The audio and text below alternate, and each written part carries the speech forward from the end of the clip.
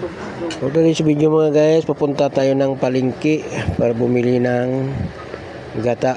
Ayan. At ito nga mga guys, grabe ang nyog. Sobrang mahal ng nyog.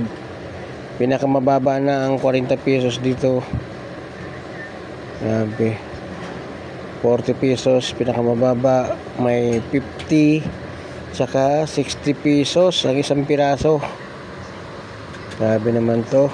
Saan galing kaya tong mga nyug na to? Ba't ganito kamahal? So, pinili ko nga dito mga guys is isang piraso, nagtig 50. Kasi magagata tayo ng kamansi.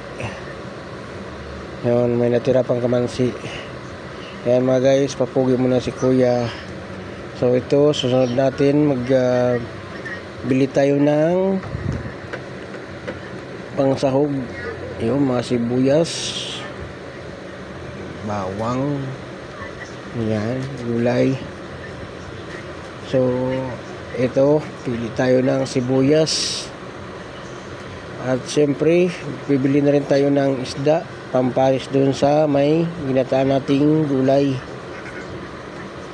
Ayan, galunggong natin bibilhin dito mga guys na malalaki. Yan, ang aming kapitbahay na tindira ng isda.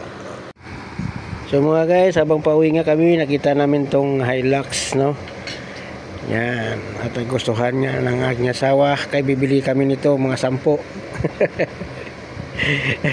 At bibili kami dito ng bigas bago kami uwi. Ayan, kilo-kilo lang muna mga guys ang ating biling bigas.